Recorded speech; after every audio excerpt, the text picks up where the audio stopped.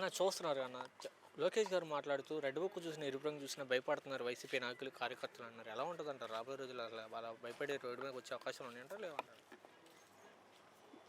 ఇది ప్రజాస్వామ్య పాలన లేదా ఒక రాజు పాలన అనేదంటే ఇప్పుడు మనం ఉత్తర కొరియా కానీ చైనా కానీ ఇట్లాంటి రాజుల పాలన దేశాలు ఉన్నాయి కొన్ని. మరి మనం అక్కడున్నామా లేకపోతే ప్రజాస్వామ్యబద్ధమైన అంబేద్కర్ రాజ్యాంగం రాసినటువంటి ఒక గొప్ప భిన్నత్వంలో ఏకత్వం అనేది భారతదేశ ఇది భిన్నత్వం ఏకత్వం అంటే విభిన్నమైన కులాలు, విభిన్నమైన మతాలు, విభిన్నమైన సంస్కృతులు అన్నీ కలిపి ఏకంగా నడిచే ఒక భారతదేశం మన భారతదేశం. దీని అంతటి ఒక రాజ్యాంగ సృష్టికర్త డాక్టర్ బిఆర్ అంబేద్కర్ గారు. ఈరోజు మన ఆంధ్రప్రదేశ్లో ఆ అంబేద్కర్ గారి రాజ్యాంగం నడుస్తుందా లేదా రెడ్ బుక్ రాజ్యాంగం నడుస్తుందా అనేది ప్రజలందరూ చూస్తున్నారు.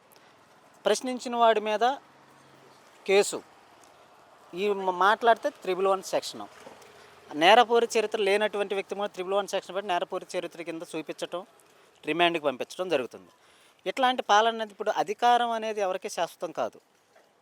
ఎవరైనా సరే ఎవరినైనా దించగలిగే దమ్ము ప్రజలకు ఉంది, ఓటుకుంది. ఓటు హక్కు మనకు రాజ్యాంగం ఇచ్చిన హక్కు.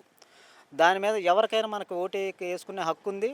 వాక్ స్వాతంత్రం ప్రతి భారతీయ పౌరుడికి ఉంది. ప్రభుత్వాన్ని తప్పు చేస్తున్న ప్రభుత్వాన్ని ప్రశ్నించే ప్రతి భారతీయుడికి ఉంది. చేసిన మంచి చెప్పుకోవాలి, చేస్తున్న తప్పు చెప్పుకోవాలి. అట్లాంటి వాక్ స్వాతంత్రం మన భారతదేశంలో ఉంది.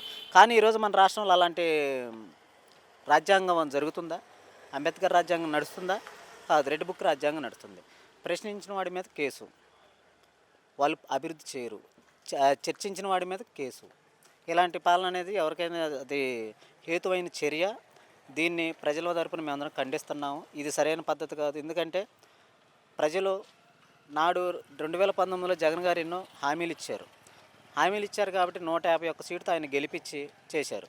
ఆ రోజు కంటే జగన్ గారి కంటే కూడా ఈరోజు మేము ఎక్కువ ఇస్తామని అన్నారు కాబట్టి ప్రజలకు కావాల్సిన సంక్షేమం కాబట్టి సంక్షేమాభివృద్ధి కాబట్టి నమ్మి 164 సీట్లు మీకు ఇచ్చినప్పుడు ఆ ప్రజాబద్ధంగా ప్రజాస్వామ్యంగా మనం పరిపాలించాలి తప్ప ప్రజాస్వామ్యాన్ని కూనీ చేస్తూ ప్రశ్నించే గొంతుకును నొక్కుతూ ఇట్లా రెడ్ బుక్ రాజ్యాంగం అనేది పాలించడం అనేది మాత్రం సరైన పద్ధతి కాదు.